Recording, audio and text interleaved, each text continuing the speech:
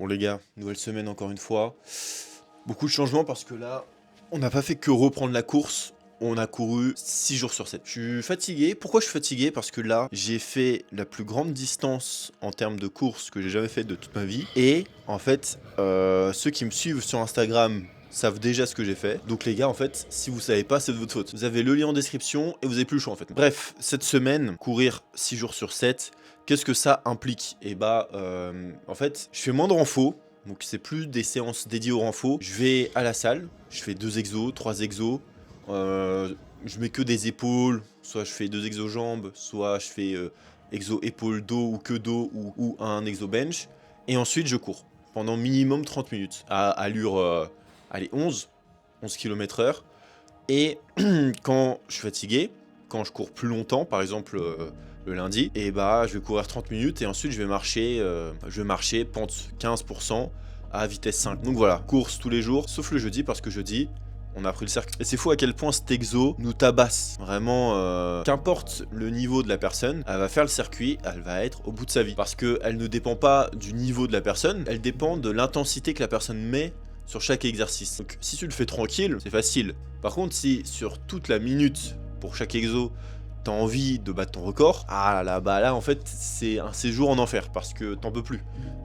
T'enchaînes du chariot à fond, t'enchaînes des burpees à fond, t'es mort, t'es KO. Bref, du coup je cours sur tapis, ce qui est moins bien que courir dans la vraie vie parce que ça imite moins les conditions réelles. Mais j'ai moins de blessures à courir sur tapis, mes genoux me font pas mal du tout. Alors que là, sur la course que j'ai faite, j'en parlerai la semaine prochaine de toute façon, mais j'ai bien plus mal. Du coup, je vais peut-être investir dans des genouillères pour courir.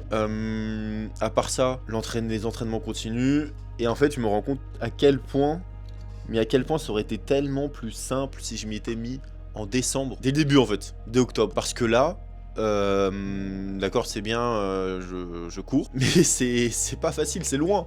En fait, je suis tellement loin de... Je me rends compte que en fait ça suffit pas de courir parce que mon corps là il est à 90,5 après avoir mangé. Peut-être que je descendrai à 87 max le jour de la course, mais ça m'étonnerait que je descende beaucoup plus. Et des coureurs, je sais pas si vous avez vu leur physique, mais ils sont tout maigres, ils sont tout fins, ils ont de la force de fou, ils ont un cardio de fou, mais ils sont tout maigres.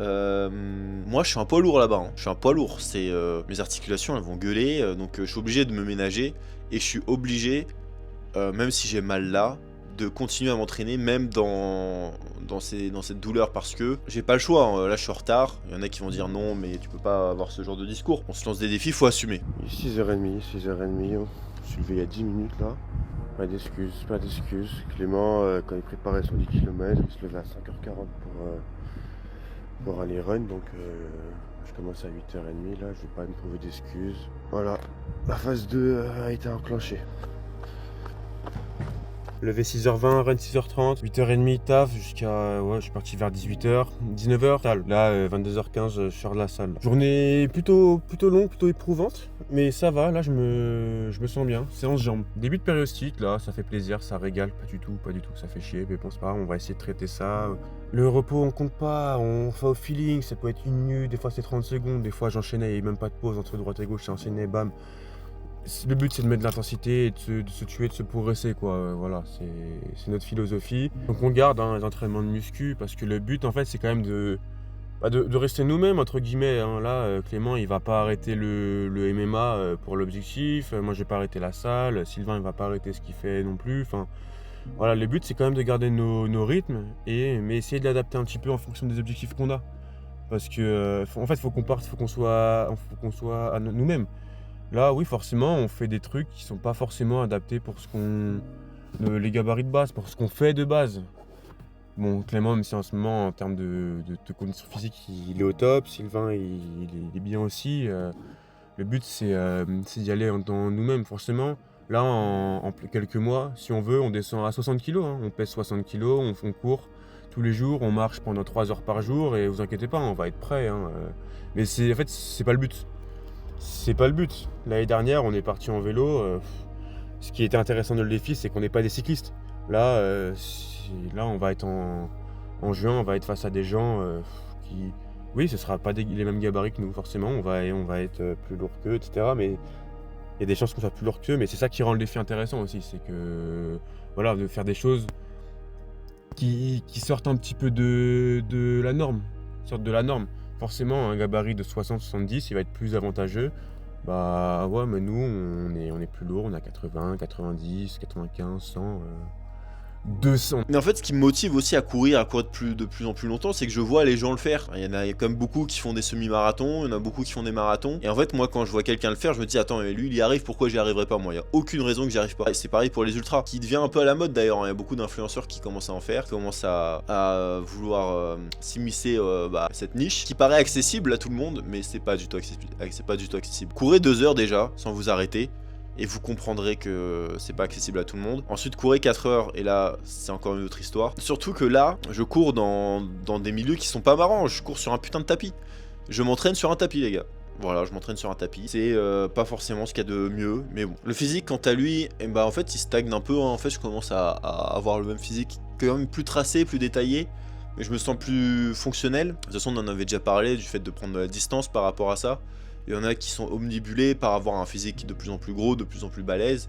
Et pour le coup, c'est moins dans mon optique parce que je suis plus dans une optique de performance que d'esthétique. Et le week-end, on a fait un petit circuit avec Tristan, Maxime. On a en fait fait le tour de piste, 12 burpees, 200 mètres, donc la moitié.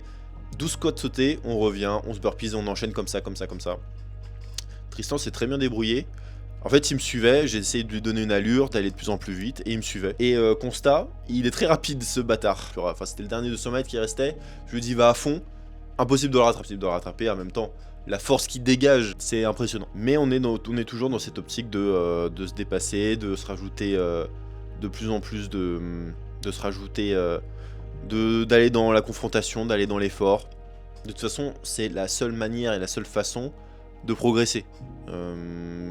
En fait, même si, imaginons le pire des cas, l'ultra trail, le temps de passage, le premier temps de passage, les 6 minutes, les 6 km, je les rate, genre je suis trop lent, en 1h30, je passe à 1h31, toute la préparation, toute la logistique, tout, c'est de l'argent, hein. Parti en fumée, parce que j'aurais été incapable de passer le premier checkpoint. Ensuite, la Spartan, on n'arrive pas à passer les épreuves, les obstacles.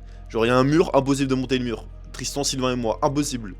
Genre on arrête, on abandonne au bout de 10 km parce qu'on n'en peut plus. Le pire des cas, imaginons le pire des cas. Eh bien, une fois que t'es à l'aise avec ça, une fois que tu l'as assimilé, tout devient beaucoup plus calme autour de toi et beaucoup plus posé parce que tu te dis ok, d'accord, c'est le pire qui puisse m'arriver. Une fois que t'es à l'aise avec cette idée-là, t'as juste à tout faire pour que ça n'arrive pas.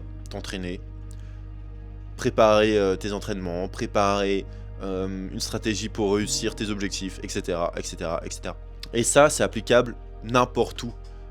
Mettez-vous à l'aise avec la pire des situations, et vous verrez que tout ira beaucoup mieux dans la réalisation de vos objectifs. C'est bien de se mettre une pression. La pression, personnellement, je me la mets en me mettant à l'aise avec ça, avec le fait de ne pas y arriver. Paris Toulouse, c'était ça. C'est un monde où on crève, où quelqu'un se blesse, on est obligé de retourner ou d'abandonner. Voilà, pire des situations. Ouais, bah d'accord. Et bah super, ça aurait été une leçon. Parce que oui, c'est aussi ça, les gars, qu'il faut apprendre, puisque on vit dans une époque où tout le monde nous observe. Et c'est même plus que ça, parce que on les fait nous observer. C'est nous qui postons, les gens nous observent, réagissent. Donc forcément, avant, tu faisais ta vie, tout le monde s'en battait les couilles. Puisque tu rentrais chez toi, bon, super. Non, là, les écrans, les gens, les réseaux sociaux, tu fais quelque chose, t'es jugé, analysé.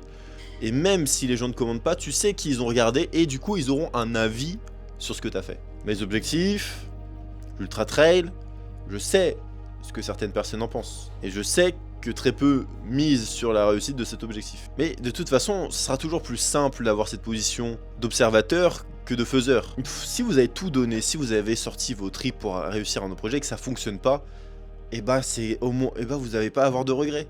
Vous pouvez avoir de la frustration et c'est normal. Mais des regrets, qu'est-ce qui aurait pu être mieux fait? C'est cette question qu'il faut vous poser. Et c'est jamais rien, on peut toujours tout optimiser. Mais s'il y a très peu de choses à optimiser et que vous aviez presque tout, il n'y a pas besoin de s'en faire, il n'y a pas besoin. j'arrête pas de me le répéter. Le seul regret que j'ai, c'est de... parce qu'en fait, j'ai continué à m'entraîner, mais j'étais plus dans le loisir, parce que moi, ce qui me plaît, c'est de faire du MMA. C'est pas d'aller courir. Je déteste ça, aller courir. Courir sur un putain de tapis, mais qu'est-ce que ça me fait chier. Ça me fait trop chier. Moi, j'ai envie de m'amuser à taper des gens. Enfin bref, c'est bizarre dit comme ça, mais c'est ça qui m'amuse. C'est progresser au MMA, grappling, lutte, aller voir les copains et faire des 9 fois 5 minutes. Ça, c'est trop drôle. Moi, j'aime bien. En tout cas, c'est comme ça que je m'amuse. Aller courir tout seul dans les bois, faire des tours de ville. Oh là là, voir les putains de voitures passer à côté de toi. Mais qu'est-ce que c'est chiant, ça me fait chier. Je déteste ça. Je déteste ça. Encore, pour l'ultra trail, il y aura des beaux paysages, j'espère. Voilà, c'est autre chose. Mais là, oh là là, quand j'étais à la montagne, c'était sympa parce qu'on voyait des paysages magnifiques autour de nous. Ça nous donnait envie d'aller marcher, d'aller courir, de faire plein de choses. Mais de retour à domicile, ce qui me démotive, ouais, c'est le cadre. Mais si je réussis, et je vais réussir, ça rendra la chose encore plus noble d'avoir réussi dans ces conditions-là. Faut essayer de voir le positif là-dedans. Bref, on continue la course. Semaine prochaine, ça sera encore un peu mieux. Là, on est à peu près à 38 km la semaine. Objectif, on continue d'augmenter chaque semaine le nombre de kilomètres. C'est une bonne semaine. Salut.